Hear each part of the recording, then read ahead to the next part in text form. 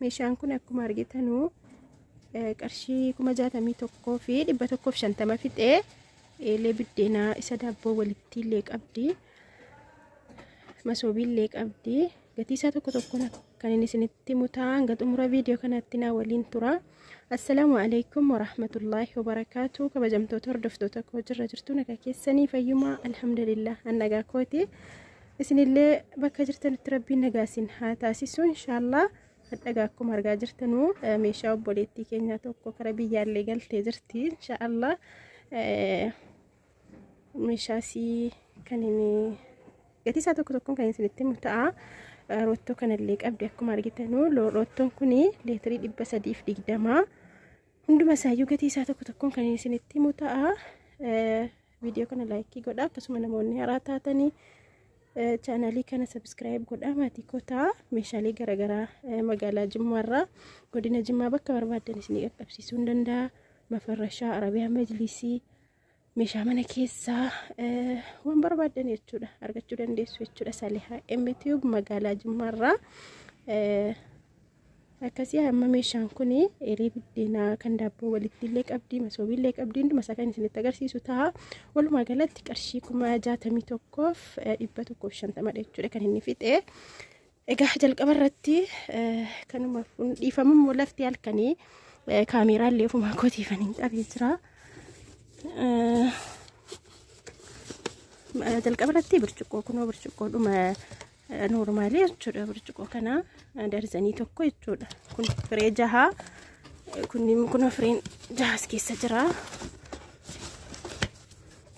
Fireen jahas keessa jira. Jookii kanaan walitti jechuudha.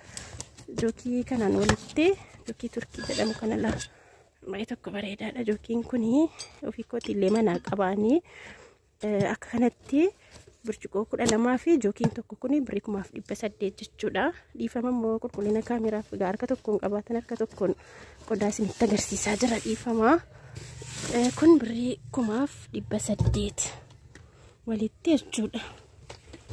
Jookiin isaa kun kaartooniin isaa akkuma argitanu egaa erganii viidiyoo xumuree keetaniin kaartoonitti deddeebisee fi rottoo keessa naqaaf jechuudha. Kun maashinii shunkurtii akkuma argitanu kunoo boilerii yookiin immoo maamoqiyaa jechuudha. Yeroo baay'ee illee isinitti kunoo keessa baaseetiin jira. Kunoo isa bareedaadha jechuudha. Isa kwaalitii isaa andanyaa sutoon ta'een amma 2,500 jira. Isa kana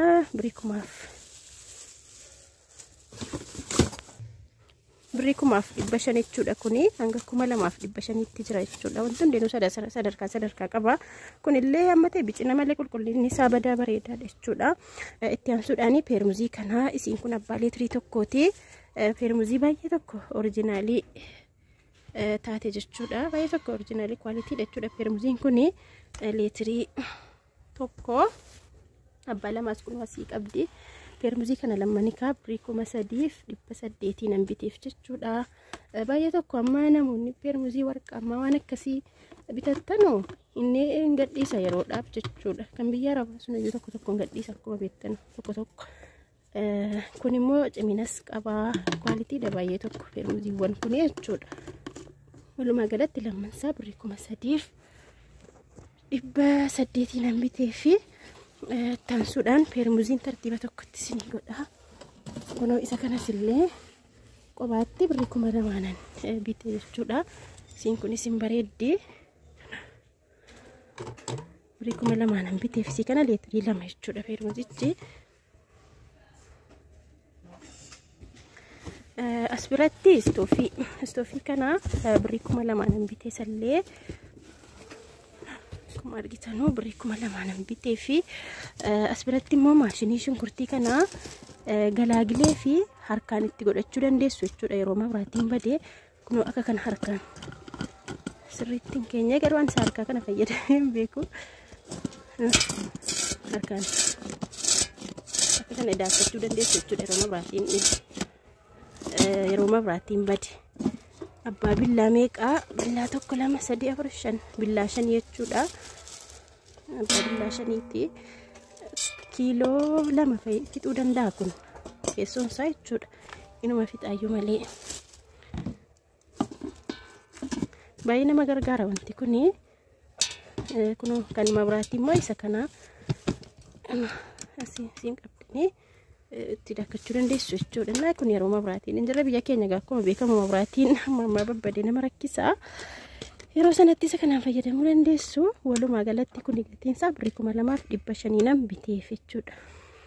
As biratti immoo saanii shorbaa qabdi obboleettii keenya kuni kunoo isa kana itti naqattanii chiinsii bibbicuu kanatti immoo kanatti naqattanii gadi geeffattanii si kanatti qaqannafachuu dandeessu. Saanii shorbaa 1,700 nan biteef akkuma kanatti jechuudha. 1,700 nan biteef.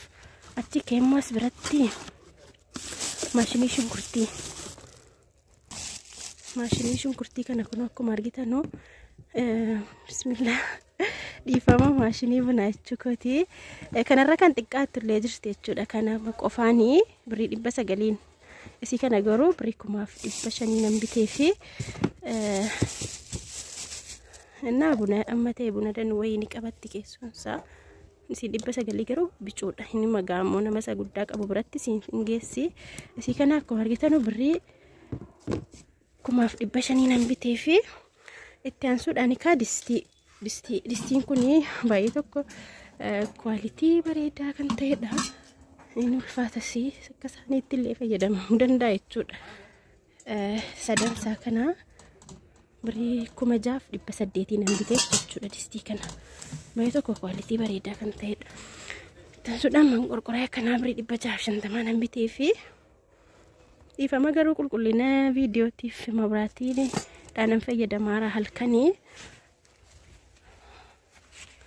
Itti aansuudhaan as biratti saanii zirgii kana bareedaadha jechuudha. Saaniin kuni akkuma argitanu darzanii 1,200 nan biteef jechuudha. Darzanii tokko 2 3 4 5 6 7 8 9 10 11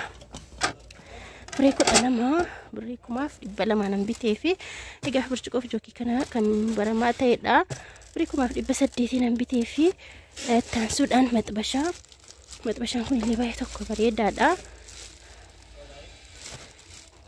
Guddinni isaallee gahaadha.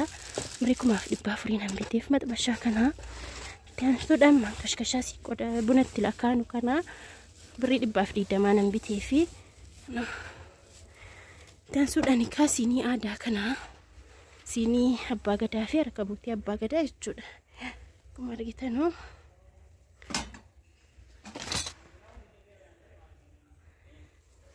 siinii darzanii tokko 1,400 nan biteefi jabanaa maasqammacaa fi keddoo isaatii wajjiniin jabanaa wajjiniin 330 nan biteefi itti aansuudhaan tirii kana lamman 1,100 nan biteefi tirii baay'ee tokko jabaa bareedaa ta'e isii kana yeroo keessummaan hin jirre kan nama lamaa jechuudha. Isa kana immoo yeroo keessummaan jiru 1,100 nan biteef jechuudha. Baay'ee tokko furdaa jabaa bareedaadha. Egaa itti aansuudhaan kan daabboo fi maqrabee daabboo fi biddeenaa kana 350 nan biteefi 350 biteef jechuudha. Itti aansuudhaan baaldii kana 250 nan biteefi